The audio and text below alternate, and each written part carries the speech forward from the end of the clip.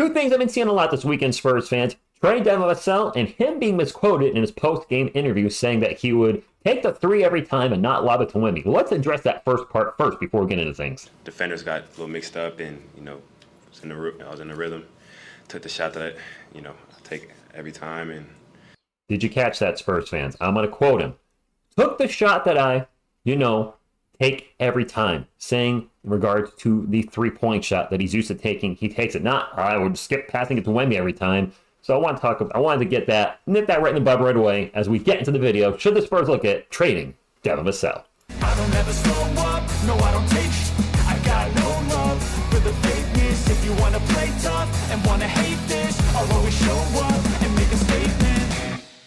What is up, San Antonio Spurs fans? Welcome to TSR Sports. Man, a lot of talk about trading Devin Vassell this weekend, and I wanted to get now that the dust has settled and the smoke is cleared. We're all very angry about the Pelicans lost. Are you still feeling that way? Or are you kind of like, all right, you know what? I was upset at the time, but Devin's a good player, and I think we should hold on to him. I'm going to go over some things myself and give you my 2 cents on that game and what we should do with Devin. Drop a comment down below. Do you think it actually is tradable already? Hit the thumbs up, like, support the channel, and subscribe to become part of our wonderful and awesome sports community. And one thing I do also want to address is, yes, in this interview, he does later say, I didn't see anybody in front of me, which we know was wrong. Wemby was open in front of him. Did a video on that yesterday, and you guys, why you watched it. And maybe his eyes were just locked on the defender, maybe the basket. Maybe he did see Wemby. We will never know. It's in the heat of the moment. There's less than 4 seconds. The clock's running, and you're in panic mode. Got to take a shot, and it is what it is.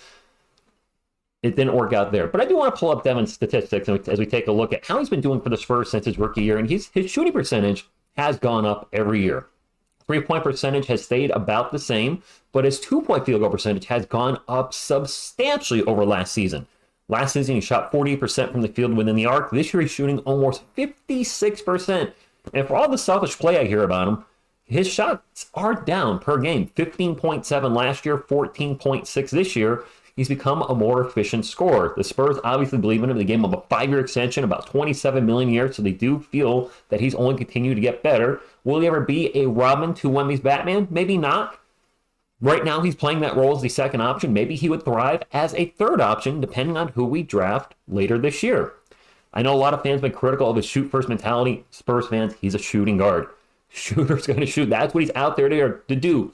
To shoot dang ball. He's a shooting guard, not a passing guard, not a point guard, not a look for everybody else but my own shot guard. He's a shooting guard. That being said, don't give up on him. Don't give up on him yet. We're very passionate about our Spurs, and whenever something happens, Kelvin with the turnover last week, what did I see? Trade Kelvin, trade Kelvin, trade Kelvin. Whenever somebody misses a game-winning shot, it's usually trade that player. And I get you're passionate, and I'd rather get your opinions now that time has passed and you've had time to think about what happened in the Pelicans game and in the season overall. And look, Devin's a good player, and right now, yes, he does take quite a few contested shots. He does take a lot of difficult shots. Maybe he blew that alley-oop versus the Pelicans, but that's not what lost us the game, Spurs fans. And I want to close with this, because I think this is very important, what we need to realize with this team. The Spurs had 18 turnovers. 18. I believe the points off turnovers was 24 for the Pelicans. 18 turnovers. Wemby had 6 of those turnovers. And I bet a lot of you didn't know this. I isolated the stats on NBA.com.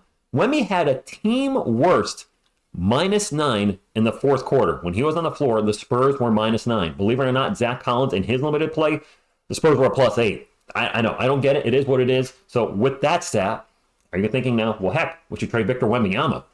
The team lost that game because of him. Well, let's move on from Wemby. He's already a bust. No, of course you're not saying that. Absolutely not. The team was horrible from the free throw line. 11 of 18. 7 missed free throws. Shooting percentage-wise, that is 61%. That is terrible. I shoot free throws better than that, and I suck. From three-point land, they went 10 from 39. That is 26%. That is also awful, with players chucking threes throughout the game that should not have been, which we'll address in just a moment. And getting back to Wemby real quick, a lot of fans are upset he only took 2 shots in the fourth quarter. I agree. He should have been involved more in the offense, no doubt about that. But you know what?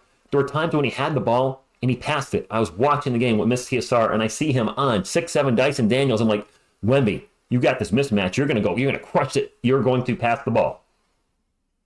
What? Maybe he was tired. I don't know. But there's a lot of things happened wrong in that game. And last but not least, I'm going to throw somebody else under the bus. Maybe not throw him under the bus, but just point out a stat. Trey Jones.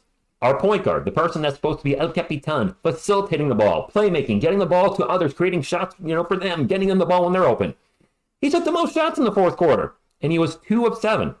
And the most alarming thing, I didn't realize this until I looked it up this morning, he was 0 for 3 from beyond the arc. That's right, one of our most inconsistent and worst three-point shooters, because he's been better lately, but generally speaking, one of our worst three-point shooters, took 3 threes in the fourth quarter. That should never happen. I don't remember if the shot clock's expiring on all those threes, but Tre Jones should not be our option for launching threes.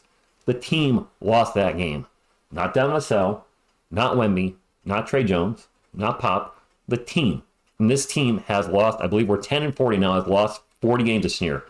Not because of the players just mentioned, not because of Kelman, not because of this, insert name here. This has been a team disaster. Jeremy Sohan, I'm going to throw this out real quick. Spurs lost last night. What do you have? 2 points. 2-point Jeremy. I don't know. I can't explain it. He either goes out there and looks great and gets a double-double, like 15 points, 15 rebounds, 30 points, 15 rebounds, or he's throwing up 2 points. He's had 3 games in like the last 6 or 7 where he's gone 1 of 7, 1 of 7, and 1 of 9.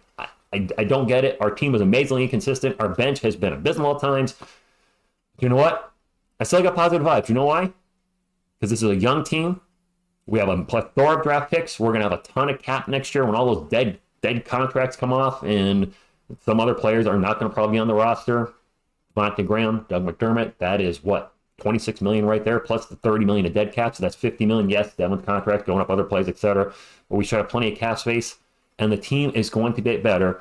And I expect within the next 1 to 2 years, we're not going to be seeing comments, Facebook posts, Twitter posts, etc. We're not going to see the social media explode with trade this player. We're going to see, man, it feels good to see the Spurs win again. Feels good to see the Spurs in the playoffs again. Feels good to see the Spurs in the NBA championship again.